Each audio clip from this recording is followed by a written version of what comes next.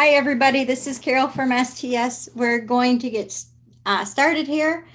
Thanks for joining the call with me today. It's very sunny and beautiful in Chicago. On the phone with me from STS, we have Jane Hahn, Leanne Jones, Eddie Dolan, and Melinda Offer. And then from IQVIA, the IQVIA team, we have Jean, Joe, Melanie, Michelle, and Steve. So I'll get started here. Thanks for joining. I'll go over some important dates, the IQVIA update, and then we have some STS education for you today. Please make sure if you are on your computer that you are ready to do some polling. I have a couple polling questions for you. And we're going to get started. So first, important updates for adult cardiac. August 4th, we have our monthly webinar. That's today. 13th, which is next Friday, Harvest 3 closes. That's OR dates through June 30th, 2021. I'm going to talk a little bit more on the Harvest close date and how we determine that coming soon. So on this webinar, but in just a few minutes. August 17th is the opt-out date for Harvest 3. August 18th, we have a user group call at 2 o'clock Central. Next monthly webinar is the September 1st, user group call September 15th.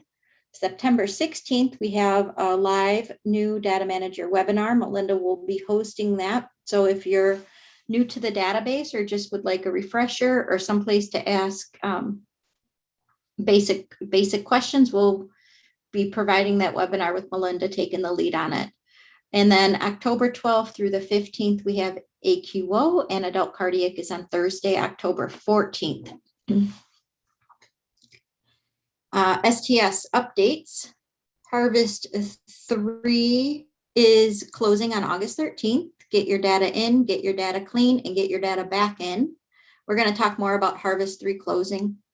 And then August training manual has been posted. I'm going to go over one of the renal failure clarification that was provided just to make sure we're all on the same page with coding post-op renal failure. Melinda will help me with that one. And then AQO registration is now open. So if you are ready to get registered, remember registration is free for all data managers and surgeons associated with the with your site's PID. Go ahead and get registered, and I'll show you where that's at when we do a quick navigation of the STS website. Harvest 2 report is coming very, very, very, very soon. And now, before we get to the STS education, I'm going to hand it over to the famous Joe Brower for the IQVIA update. Joe? Great, thank you, Carol. Good afternoon, everybody. I'm just going to go over some items, starting with a known issue that some of you may have already reported. We are aware that there are issues with the participant dashboard report not loading correctly when you run a report. Carol, if you can go to the next slide, there's more information. Yep, that's the one. So yeah, if you've reported that, please, you have our apologies. We are working on it. We are trying to get that resolved for you. As it states there on the screen, what we're seeing is that it takes between 3 and 5 minutes for the full, your site data will load, but the STS data is taking longer than expected to pull up, which means you can't really use the report until that happens. So we will post information on the notifications section of the platform once updates are available. So thank you for your patience while we work to get that fixed.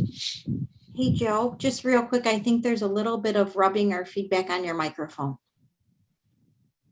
I have a fan on. Let me turn that off. Oh, that might be it. Sorry. Could be. Thank you. It's not that hot here. I can do without it. It'll be quick, I promise. Yeah. All right. Sorry about that. Is that better? Yes, it is. Okay, great. All right. So next slide, we have, what did I do? Okay, so the next slide will deal with the July 2021 release, and that occurred this past weekend on the 31st. So everything that's posted here on this webinar is also available for review under the notifications section.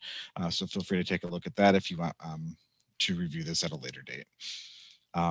first thing, we did fix STS 4151. Not fix it, rather this was an enhancement. We added a COVID-19 filter to the non-analyzed dashboard to allow users to filter on the following patient population. So you can filter for just all patients, which was the previous default, COVID-19 positive patients, or no confirmed diagnosis of COVID-19 patients. And that is available to you on the procedures tab of the report when you're selecting your parameters. I'm STS sorry, I'm having 6471. mouse issues. Sorry, Joe. You're good. It's okay. COVID-19 data entry responses are now displayed under the risk factors report section of the participant dashboard report. So that information is available to you now. STS 6616, we did make an update to the existing MT OpD plus Diden Hospital line on the participant dashboard so that it also includes patient expired in the OR. So that addition has been made both to the line title, so you'll see that written on the displayed on the screen, and it's also been added to the behind the scenes calculation so that those patients are included in that data set. And then STS 6868, we did correct the report logic for the NYHA variable so that the appropriate parent field is used for both version 2.9 and version 4.20.2. All right, next slide. On the data equality report, these items were also updated on the 31st, STS 6692. There is a warning for the prolonged postoperative pulmonary ventilation variable that's supposed to appear when the value for total post-op ventilation hours is less than 24, but it's currently appearing when the value is equal to 24. So that has been updated so that that warning should no longer trigger when you're submitting 24 hours for that variable. STS 6709, there was an issue where the blood products used calculation in the risk adjusted report was not updated to account for changes made in version 4.20.2, and those adjustments have now been applied. And then finally, STS 6765, the aorta and aorta group procedures are flagged on the missing variable report when the patient fields are selected as the parent fields are selected as no, and so that has also been resolved as of this past weekend. All right, I believe the next slide just has to a reminder that we will be posting this week an update to the list of known issues and enhancements. So that will be available to you in the library. And then the final slide is the usual one we end with. So if you did have issues that haven't been reported today, please know that we are working on them. If you do have questions or want updates on those, please follow up on those tickets and our help desk will get back to you with more information. Also, we will be putting together a list for the next webinar to let you know what items we are working on. And so keep an eye on the notification section for items that we're aware of and working on and the known issues. Great. I think that's it. Great. Thank you, Joe. I see that somebody put a question in the chat box. I just shut off the chat box so we can get all the questions in the Q&A. But Joe did just talk about this uploader issue and that it's taking between 3 to 5 minutes for the STS aggregate to populate on the participant dashboard. IQVIA is actively investigating it and working on it. Once the data does populate, though, the screens, the other tabs within that participant dashboard load really quickly. So just stay tuned. IQVIA is putting a notification out on their platform and are actively working on it. So we should have an update on that very soon. All right. Thanks, Joe. And now we're going to go to some polling questions, everybody. So I hope you have your fingers ready, your clickers ready. The first one is regarding, hold on, let me close this out. Give me a second, please.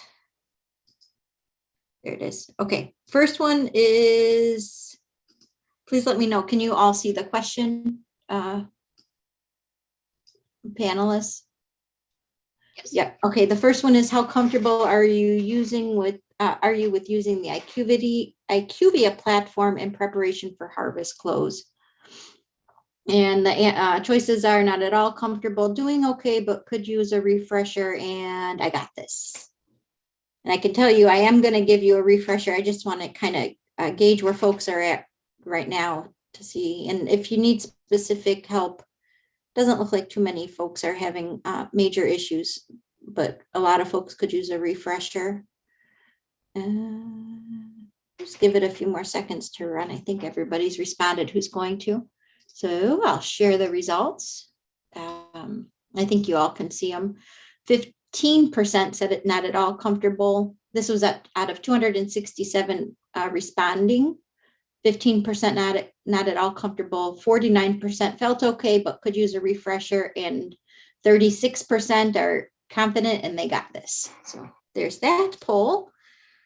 Next poll is related to submissions, and I kind of want to gauge when you're submitting cases. And here's the question. It says, when did you start submitting harvest 3 cases, which is this current harvest? OR dates from 4/1/2021 through 6/30/2021 to the IQVIA warehouse. Are you a real-time abstractor and getting your cases in right away? You're taking full advantage of our open submission.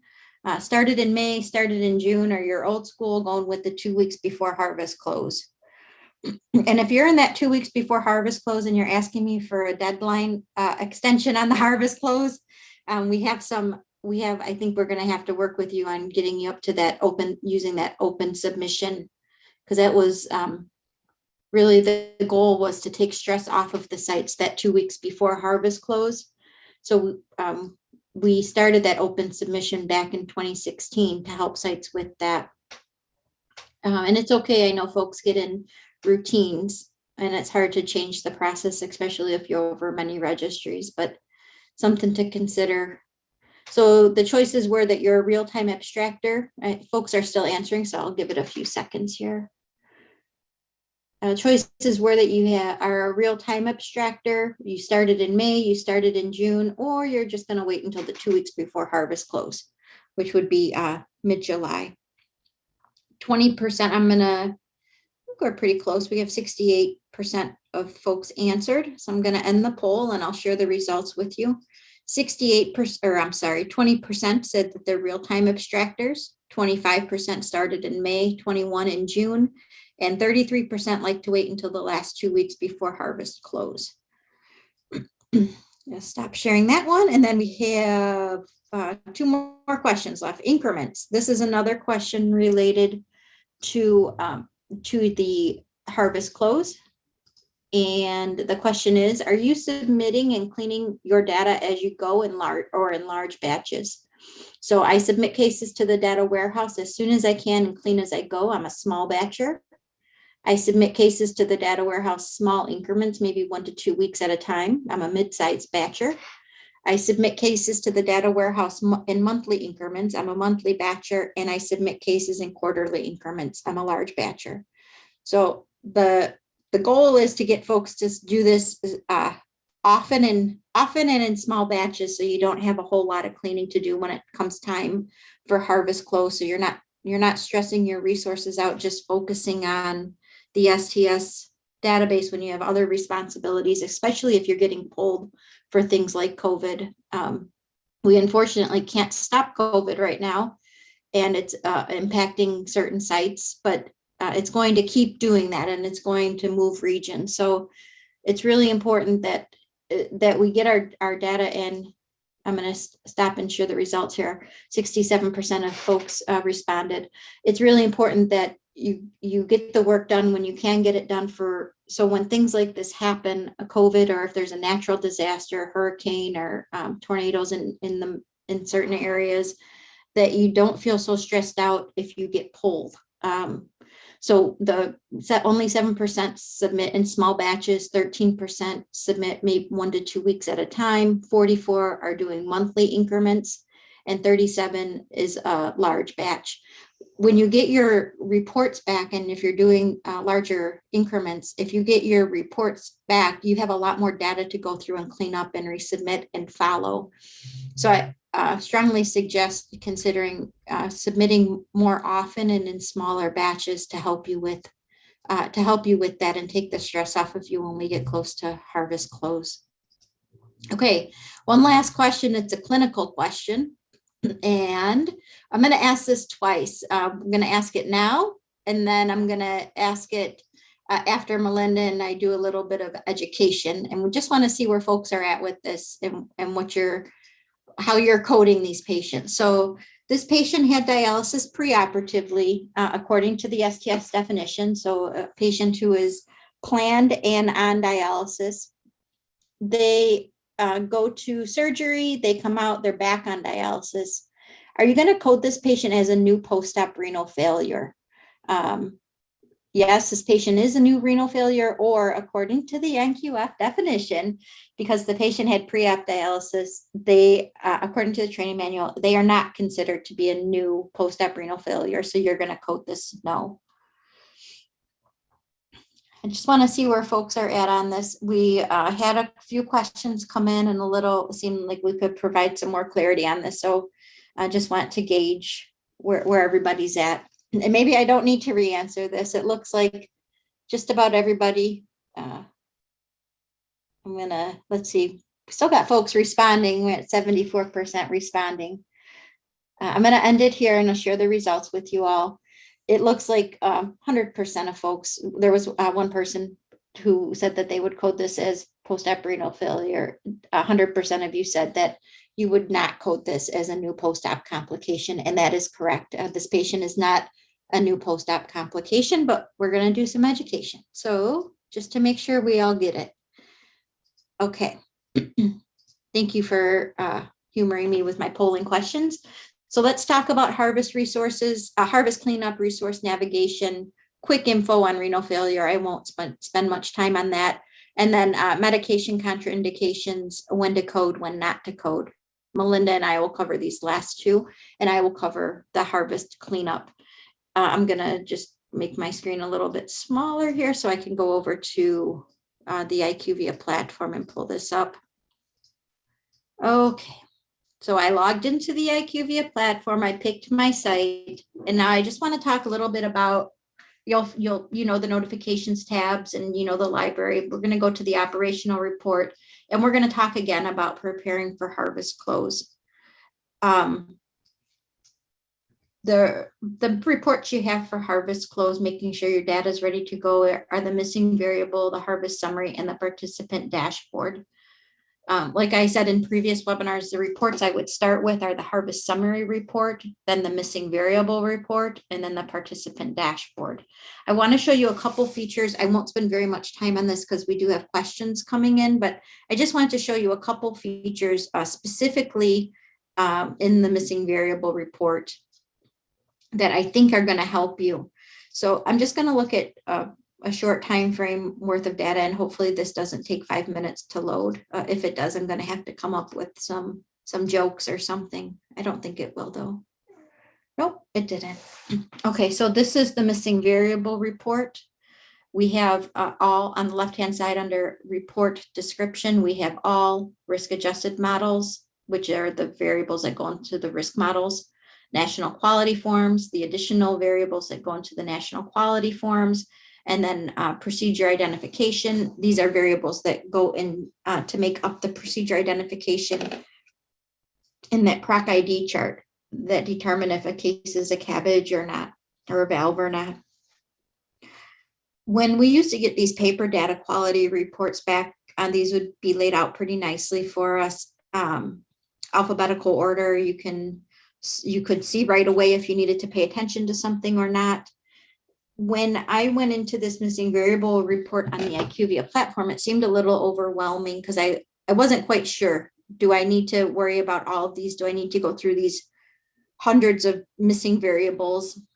Especially if I'm looking, especially for those who are doing month and quarter batches, this missing variable report can be very large. So what I noticed is that if I go up to short name and I click on, was it short name or this guy? Uh-oh, what happened to it, Melanie? There was a little sorting thing here. Go to the cell. Hold on. Oh, there it is.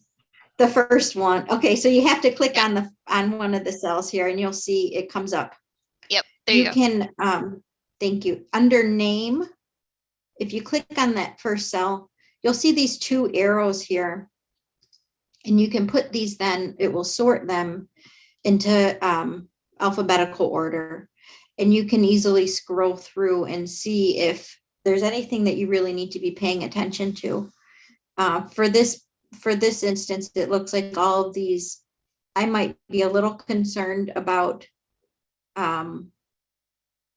date of birth being missing on a patient if I am abstracting date of birth. But I can see that there's 100% missingness. I'm probably not collecting this value on all of my patients, so I expect that.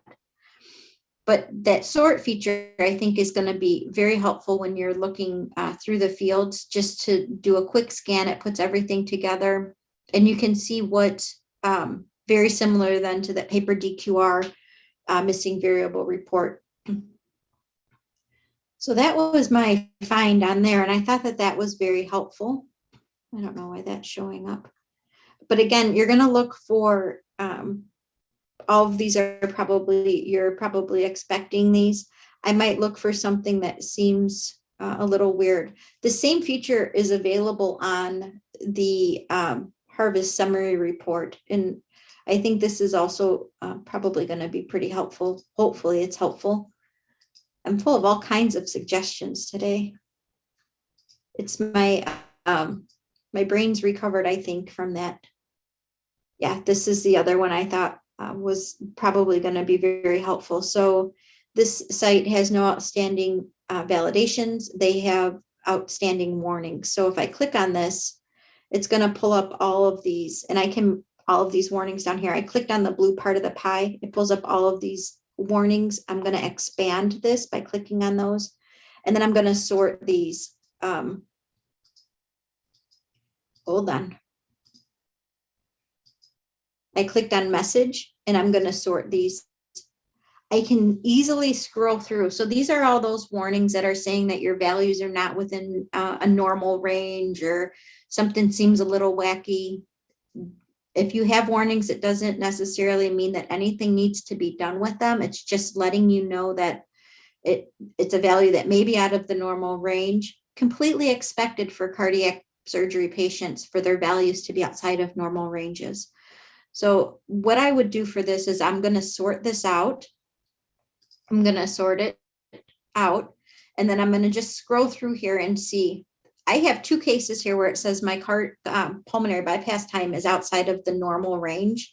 I might want to check those just to make sure I didn't accidentally enter transpose numbers or things like that. Same thing with cooling time and cross clamp time. I'm probably just going to want to check those unless I know that, I had 4 cases with really long cross clamp times, then I'm expecting to see those there, then it's fine. Otherwise, I'm going to go in and check just to make sure. These hemodynamic values, not unusual for hemodynamic values to be out of the normal ranges. I'm probably not going to be too concerned about these. I might check 1 or 2, but I don't need to go into every single one. I know that most of my, if I'm confident in how I entered the data, and I'm probably going to ignore those for the most part. Initial ICU hours, I'm probably going to check this just to make sure. These are things that we don't want. This is saying that your values outside of 300 hours. That seems, or it's less than 1 hour. If it's outside of 300 hours, it seems really high to me, and it should seem high to you. Just go in and check to make sure you didn't transpose a number. Not surprised to see INR. I'm not surprised to see these other lab values be outside of the range. Everything else looks pretty good, but I am going to check my ICU hours. I'm going to check my cross clamp times and my bypass times, just because those are, these ranges are set pretty wide. So I think it's important to go ahead and go and check those. Otherwise, I think that record level validation, again, sorting it, easy to see where you don't need to focus. Easy to see where you need to go check into something. So I hope that's helpful for you. And then, of course, your last check is going to be going into the participant dashboard and just doing one last check to make sure you your numbers look right. And if you're looking for case counts, I think this is probably where, again, doing it in smaller batches by week or month is probably going to be helpful for you to verify your case counts. because it's easy to see how many cases you do per week or how many cases you do per month. It's probably pretty something that's pretty available to you. And I would sort this again. I'm going to do it by category. So I'm just going to look at my cabbages first and go in. I'm just going to look at January of this year. And here's your COVID selections. You have positive patients, non-confirmed COVID negative patients. I'm going to look at all patients. This is that screen that's going to take about 3 to 5 minutes to load. So we'll come back to this. It'll take a little bit. My site loads right away. So it's easy to see. I guess we don't need to really wait for it to completely load, but it's easy to see for the month of January. That was one of my parameters that I set. And I know that these are isolated cabbages. For my month of January, I had 37 cases that counted as isolated cabbages. These numbers should be easy to verify against your vendor software and your OR log. If you're curious to make sure that all your cases got in, that's one place to check that. So I'm going to stop with the IQVIA dashboard there. I did, for resource navigation, what I wanted to show you was the AQO is now available for registration. So the sts.org website under registries, STS National Database, and then if you scroll down to important resources, you'll see advances in quality and outcomes. That's the AQO meeting, a data manager's meeting. And you can register here. So it's all there. And specific roles that are have free registration are listed here. So if you need more information on making sure you can get all your folks registered at your site for free that need to be listed on your participant contact, you can reach out to Addie Dolan. She'll be able to help you with that. And Leanne, if you're listening, if you could put Addie's email into the chat box. Or if Addie can put her email into the chat box. Okay, I hope that was okay so far. I feel like I'm talking to myself. Renal failure. Oh, determination of harvest close dates first. I've gotten quite a few emails this harvest close questioning why the date is so early. A couple additional questions came in from sites in Florida who are being hit heavy right now with COVID and being pulled. I can address both of those with this slide. First, I want to talk about the sites regarding COVID and getting pulled and resources being low. I hope that you were taking advantage of the often open submission and getting your data in and cleaned up. And I'm sorry for things that are happening at your facility. We spoke with surgeon leadership about extending the harvest. They all agreed that it's not in the best interest to extend the harvest, especially related to COVID. It's a moving target, and your region might be hit hard now. It might be the Northeast, and then it might be the Southwest. God forbid. I hope that this thing goes away, but we can't move it. We can't extend the harvest close date related to that. So they would like to keep the harvest close date as is and get us back on a schedule. We're so close to being on our normal schedule. So we will not be extending the harvest close date. But I did want to talk about how the harvest close date is determined. We usually close harvest 6 to 8 weeks from the date of last surgery that's included from the harvest. This harvest close date is 7 weeks from June 30th. So we have 7 weeks from the date of last surgery. That should be enough time to get your 30-day follow-ups in. We have to take other things into consideration when determining harvest close dates, and that includes other registries, especially the overlap between general thoracic and adult cardiac. We have to be aware, and we don't want to put extra strain on sites who participate in both databases. There is a large overlap, and most of the same data managers are abstracting for both registries. So we have to be very aware of that. We don't like to put those close dates too close together. We want to make sure we give data managers enough time to finish one before starting the other. We also have to consider the harvest close dates of congenital, although there's not that large of an overlap. We still take that into consideration. We have contractual responsibilities of the STS that we're aware of when closing closing harvest dates. So we want to make sure that STS is fulfilling their contractual responsibilities. That's minimal when it comes down to the data manager stress, but it is something that we are aware of when picking harvest close dates.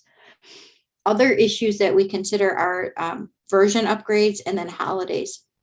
This is the first upgrade that will have a year's worth of data for version 4.20. We are preparing for version 4.23, and the frequencies from this harvest close will be used during that version upgrade. So it's, although it seems like it's a year and a half away, we're working on that version upgrade now and preparing and getting everything ready so that we can make good decisions. Surgeons can make good decisions, looking at frequencies of fields and things like that. So we really need that data as soon as possible. Other things are, of course, religious and non-religious holidays. We don't like to set things on Fridays of long weekends or Mondays following a long weekend or Tuesdays following a 3-day weekend. So we try to pay attention to religious and non-religious holidays as well. So I really urge sites to use the open submission to your advantage. Try to submit in small batches. It might require a process change at your facility to do that, but it will save you it'll save you time and it will save you stress if you kind of transfer your process over to a smaller increment, more frequent uploads to get that data cleaned earlier on instead of waiting for a whole large batch of data to get processed and then try to clean it up at once. So that's where we are with determining harvest close dates. And Melinda, did you want to talk about the post-op renal failure, or would you like me to take this one? I feel like I've been talking too much. Well, I can jump in and help, and you can have a sip of water and rest your Thanks. voice for a minute.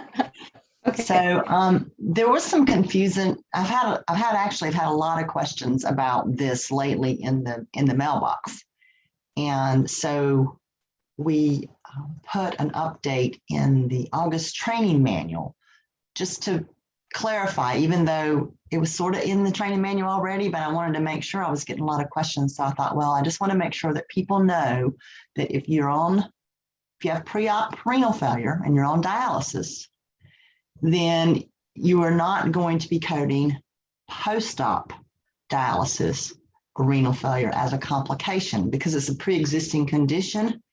The patient's been on it. He's had dialysis at home for years. And there would be no reason to code post-op dialysis in a patient who comes in with that type of situation.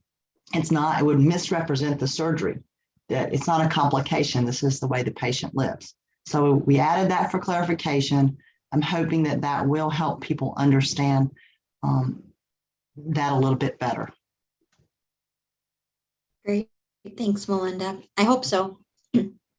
I hope that helps. Thank you. And then the next one, did you want to take this one too? The coding a discharge medication contraindication. We had some hot topics recently on this one. Well, I get a lot of questions about contraindications for medications, and would you accept this documentation as a contraindication? One recently that came in was it was a pretty simple documentation, but it basically said discharge on Plavix and Eliquis, and I think it said no aspirin. And it was clearly documented that the provider in this situation did not want aspirin at discharge. And I felt like it was clearly documented, and so did Carol. But we had some communication back and forth with a couple of data managers that felt like that wasn't clear enough. But in our minds, it was pretty clear because the provider, he said clearly, Plavix and Eliquis, no aspirin. So that's acceptable. Contraindications, of course, must be addressed in the medical record. Of course, you can also do an addendum if something was missed prior to discharge that should have happened, but for some reason did not happen, such like the provider did not want the patient to go home on a beta blocker, but for some reason he just didn't write that. So if you query the provider and they say, oh yeah, it was because his heart rate was low, then per your hospital policy, an addendum can be made to the notes, and that's also acceptable. Sometimes it can be a gray area, for example, the aspirin contraindication that I talked about earlier, or if the surgeon says Plavix at discharge, no aspirin. Again, this can be a little gray, but in my mind, this is pretty clear. He wants the patient on Plavix. He doesn't want the patient on aspirin.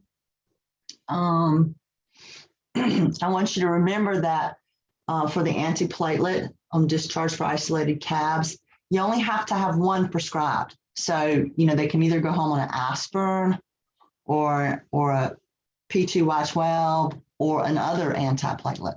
All of those will meet the metric. They don't have to go home on both of them. They don't have to go on dual antiplatelet.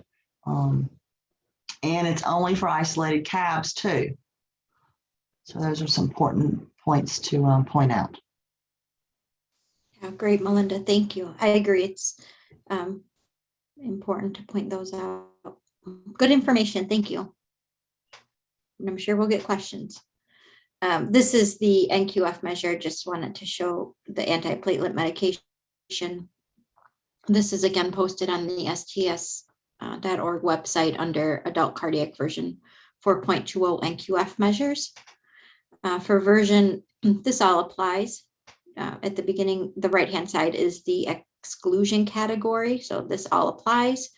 And specific to version 4.20 is information here. So remove from the denominator if there's an in-hospital mortality, or if discharged on aspirin, discharge ADP, or other discharge antiplatelet was contraindicated, or the patient was discharged to hospice, or the patient was left AMA. So those are all the patients that are excluded. We'll make sure that we provide additional clarification in the training manual for sites who are concerned about audit, coding not given versus contraindicated to help you with that. All right. Well, I was going to ask another polling question, but you guys all got it. You all got it 100% right. So I guess I don't need to re-ask that question about renal failure. And IQVIA support plan, participant or vendors. Oh, Jane Hahn. Hi, Jane. Hi. Did you want to talk about the 3-year composite that's coming up? Did you want to give any information? Absolutely. Okay. Just so I know that we've received a lot of questions from data managers and surgeons regarding the 3-year composite replacing the 1-year composite in the upcoming harvest. So in other words, harvest 3 2021. We're currently working with surgeon leaders to finalize the measure, and once those final decisions are made, we'll be sure to send an email blast to the ACSD community that will provide detailed requirements and information regarding that composite measure. I know that I'm sure you've all seen or seen communications regarding the 3-year composite webinar that was, I think, published or released on the STS website last month. I think early in July. It's lacking some additional information regarding minimum case requirements and composite weights for each of the domains and things like that. So that's what we're finalizing right now, and we'll be sure to communicate that to all of you as soon as those details are available. Thank you, Jane. That's really helpful. Sure. Okay, ready for questions and answers, folks. Use the raise hand function. I see Ramel, you've had your hand raised. Do you want me to unmute you? I'm going to unmute you if you have something to talk about. All right, now everybody don't go testing the raised hand function. I promise it works. Ramel, did you want to go ahead and speak if you had something to say? Okay, first question. Are COVID plus patients who are positive prior to hospitalization included in the analysis report? No, if you've coded that patient as having a positive test prior to hospitalization, they are excluded from the analysis report. STS surgeon leadership has not put a time frame on that pre-op positive diagnosis, So as of now, all patients who had a pre-op diagnosis are excluded. Regarding the COVID patient, if you cannot find a positive PCR test and no mention by the surgeon, only mention was by the primary doctor 7 months ago with no date, do we code this as a yes to COVID? Melinda, did you want to take this one? Yeah, there's some direction in the training manual about this. For surgeon leadership actually says that we can accept these self-reported positive cases, and we have addressed that in the training manual. Great, thank you. Katie says open submission is great, but we are so close with finishing data that I can't check before 2 weeks prior to harvest close. So depending on when, and I just want to show you all something here. And this is, if I were you, this is what I would do, but you can do your own thing. If I don't have my 30-day follow-up yet on my patients, I'm probably going to check the still in hospital alive portion of this data collection form until I have all my follow-up. The reason I'm going to do that is because it's going to, I know that I need to get my cases in, and I know that I'm working on it, and I know that I'm tracking all my patients. But I also know that if I don't have all of my post-op stuff filled in, especially my mortality, it's going to hurt me if I don't get this data in. So I don't want to exclude these patients, but I just want to make sure that I submit these cases with complete data when as soon as possible. There is this field here, and that says, is the patient still in the acute care hospital setting? If this case is marked yes, it removes the case from analysis. So it's not going to harm if you're still waiting, and you might have a few cases, right? If they're done at the end of June and patient wasn't discharged until August 1st, they had a terrible post-op stay, and they're not discharged till August 1st. You're not going to be able to get that 30-day follow-up in. So what I recommend for you to do is on those cases, and it shouldn't be all of your cases done in June you're doing this way, but it's going to be those few cases that are really stressing you out, that you want to get this data in, but you know that it's, you're making 20 phone calls a day or whatever, trying to follow up on your patients. And this one, you're just not going to get. Code this as yes, and it will remove it from analysis. This is still patient in acute care hospital setting, but make sure you go back, and once you have their hospital discharge information, you're able to do the complete abstraction. Be sure to change it to no, and then complete the information, including the readmission status within 30 days of discharge field. So that's a little bit, that to me gives me a little bit comfort knowing that those late discharges or those prolonged length of stay patients, I don't have to feel so stressed about getting this information on. So just a little tip that I would do if I were actively abstracting right now.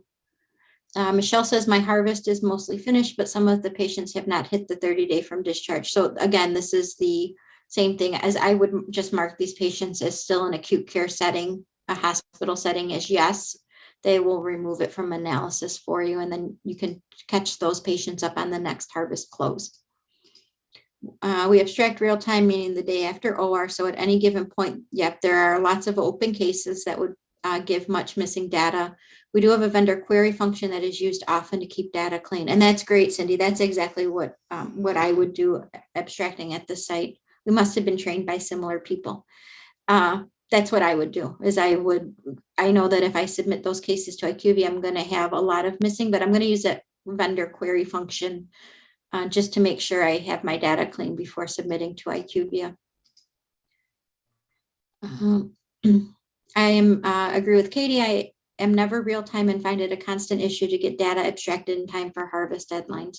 So I would really try to switch your process up to get more towards a real time or near discharge abstraction process. I think that will help you feel not so stressed.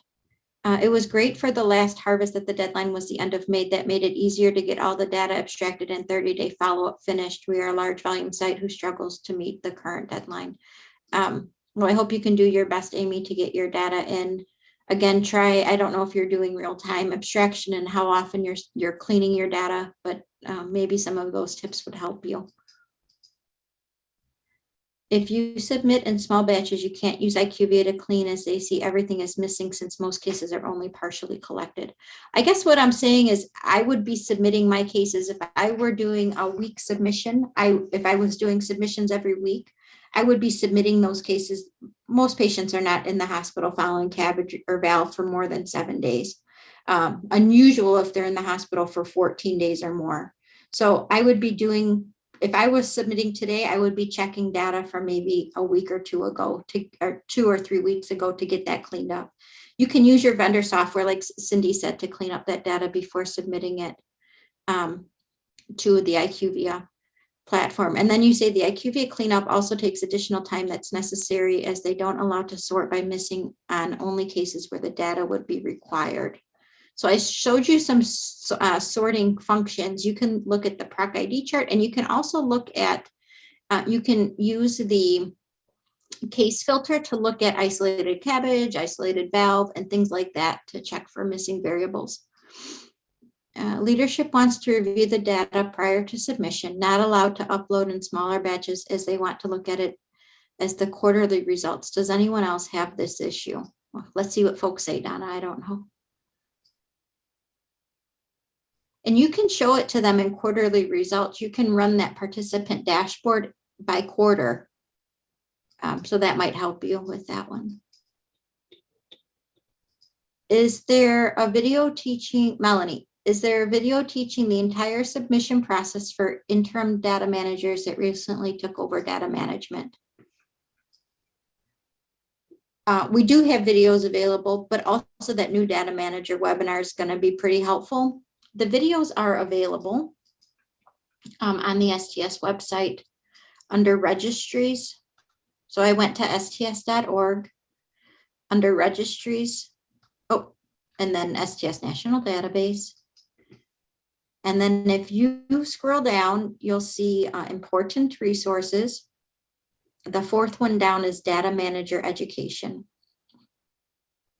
And we have a bunch of videos here regarding the uploader, data quality report review, general navigation training, and the risk-adjusted dashboard report. Eric, but if you have questions, please reach out to me. I'm happy to try to help you with that. And I don't know, there's my contact. Is there a quick way to check volume by procedure category? I think I just showed you that on the my mind just went blank. On the participant dashboard, you can sort by procedure category and check volumes on the demographic page. Is it possible to add a filter to the MVR for procedure type? Melanie? Joe?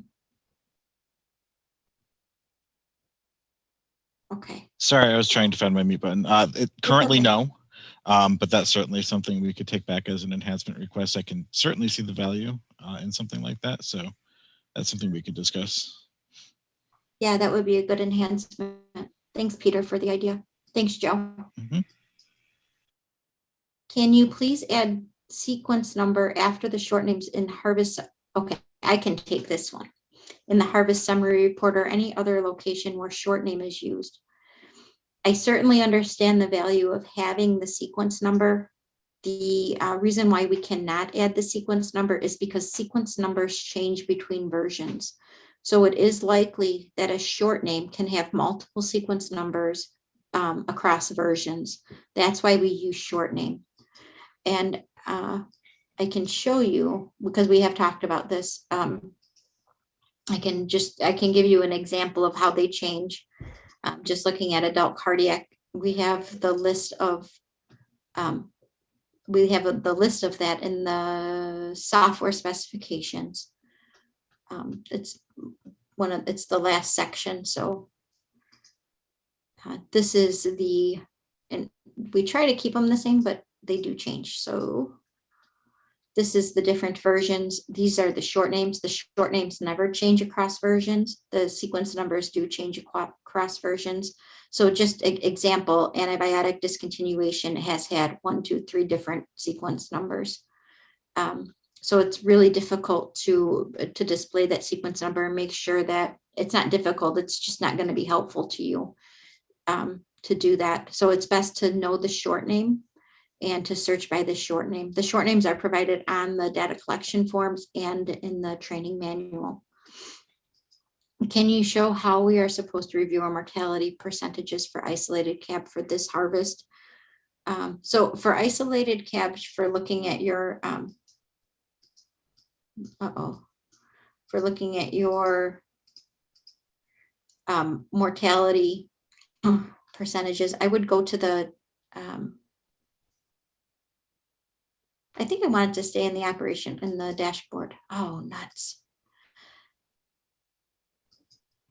This is harvest 3, so I would want to look at January. I'm sorry. I'm going to want to look at the years included. We're doing it on a rolling 36 months, and we're looking at rolling 12 months. So I would want to look at, we'll just take the first, we'll just take the first 3 months in that, or the first year in that 36, rolling 36 months, which would be July 1st, 2018 through June 30th, 2018.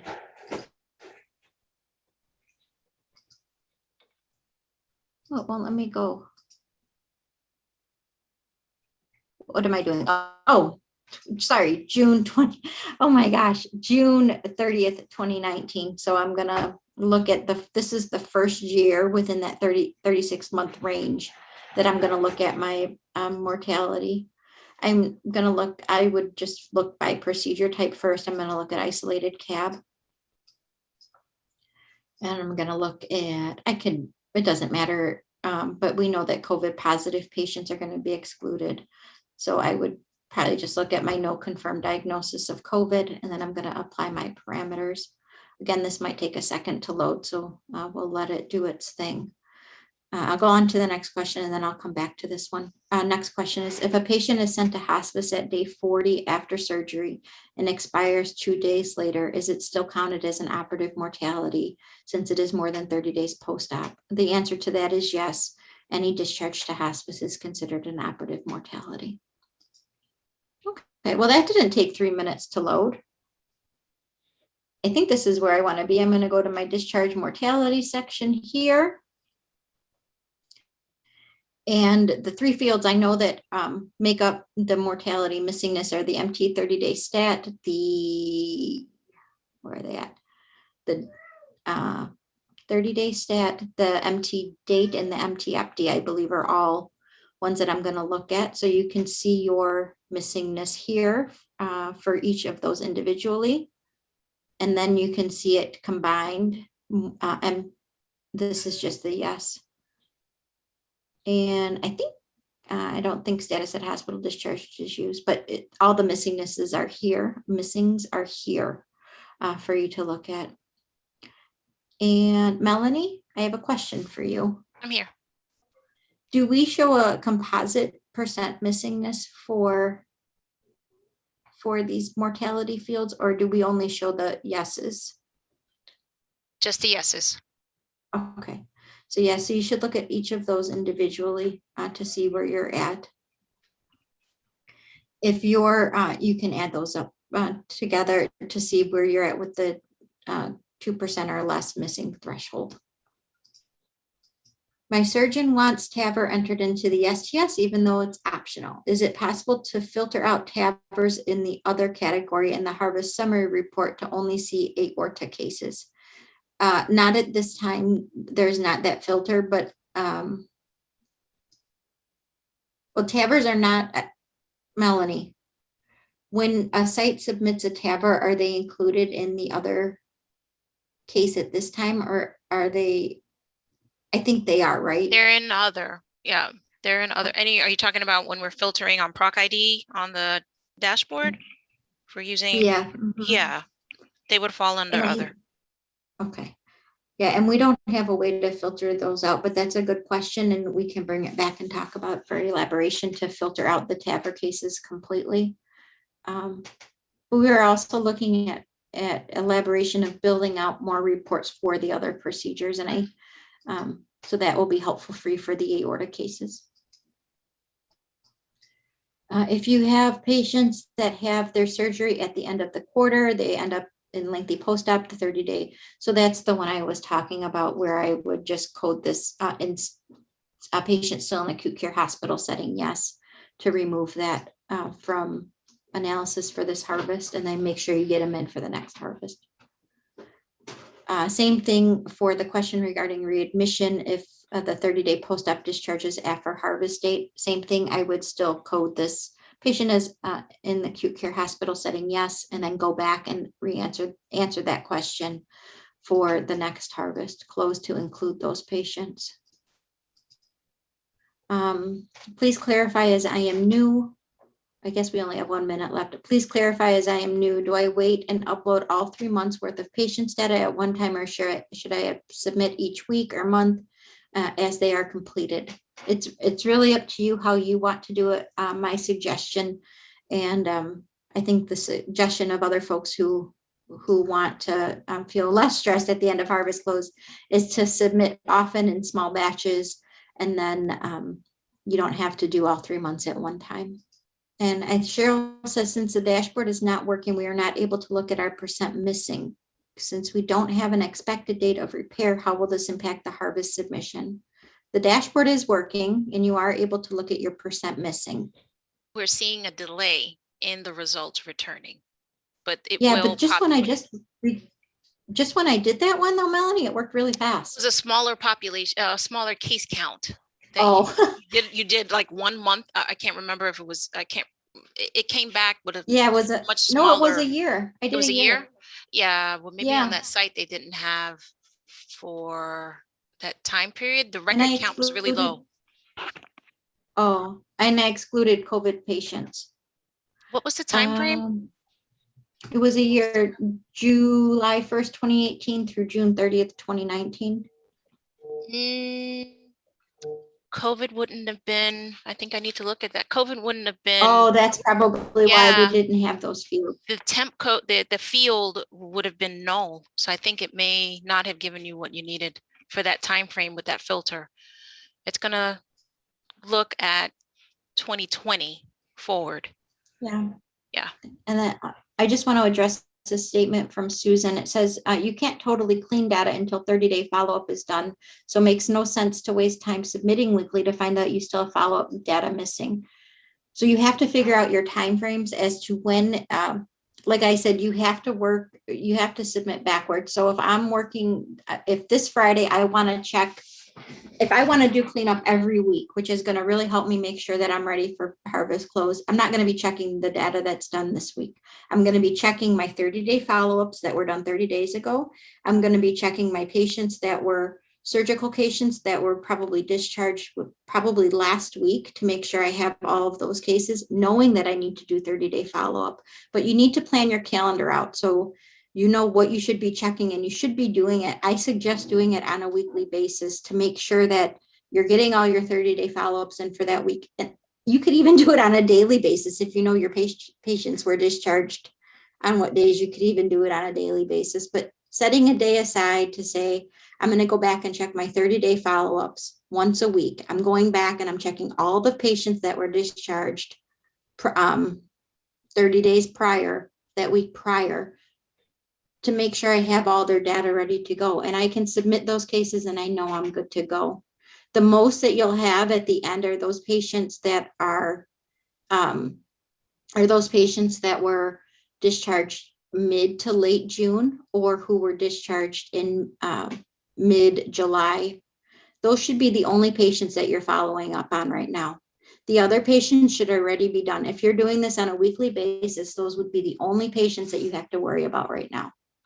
If you're working in quarterly or monthly batches, you have a lot more patients to check on than I would.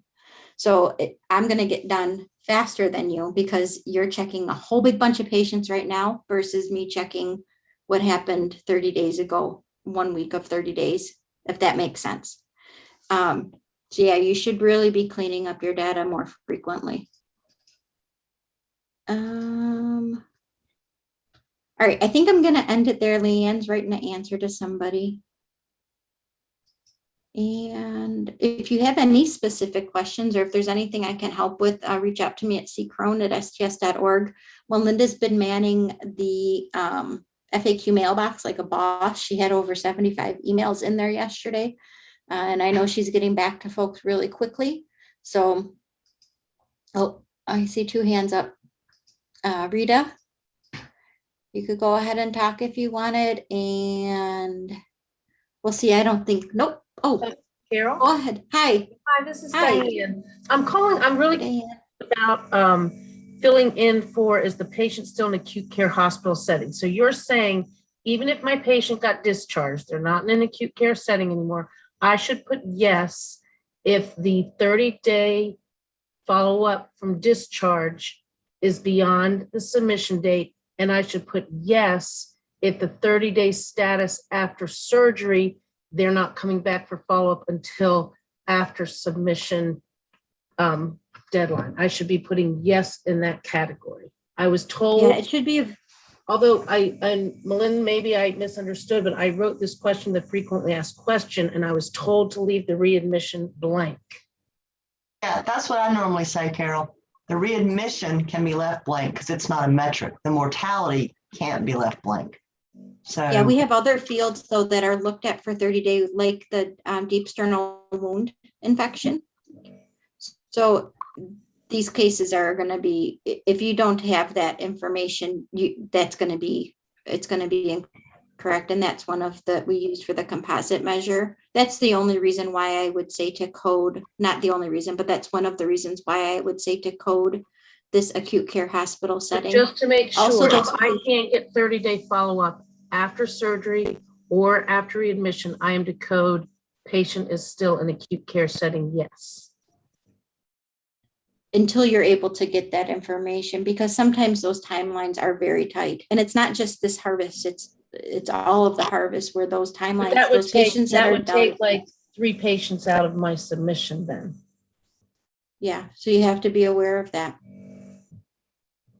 I'm kind of confused because I'm getting kind of different answers, I guess, but I think you can do it. Well, you can do it either way. This would be my suggestion. Melinda has her own suggestion, just to leave readmission blank and to leave deep sternal wound infection blank. oh no, that's not what I was asked, Carol. I was asked if you can't get the readmission information. So, right, correct. so that's 30 days after discharge. The infection information and the mortality information is 30 days from day of surgery. So that information the site had, they didn't have the readmission information. And in my mind, it's just easier to leave that readmission blank and then fill it out when you get it, because it's not really a metric. It's not affecting the sternal infection. It's not affecting the mortality.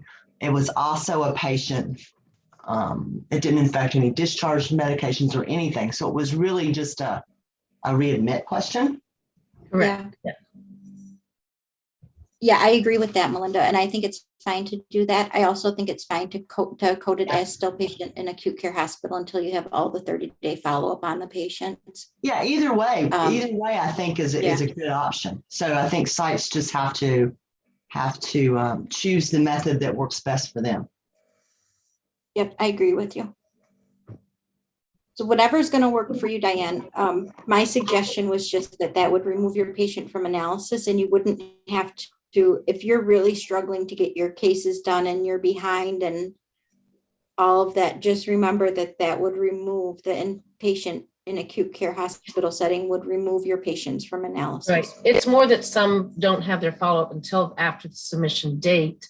And then for the after surgery, some are not coming in till after the submission date for their follow-up. So with some of them, I'm finding it hard to get that data. I'm just, now they'll be pulled out of the submission or the upcoming submission. But But I appreciate the feedback. Thank you. Okay, thank you. Okay, thanks, Melinda. Oh, thanks, Carol. I think there's a lot, sometimes there's more than one way to skin a cat. There is, unfortunately, poor cats. Don't tell Molly that. All right, well, I guess we're gonna end there. If there's any specific questions or you need me or Melinda, you can reach me at ccorone@sts.org. And Melinda is on the FAQ mailbox, which you can find under STS National Database. Ask a clinical question. And that goes directly to Melinda, but be kind because she's battling Harvest 3 questions. So, well, thanks everybody for joining. Thank you to the IQVIA team, Melinda and Leanne, my STS team. Thank you very much for joining me today. And I hope you have a great afternoon. Great call, guys. Great job, Melinda, Carol. Bye, everybody. Bye.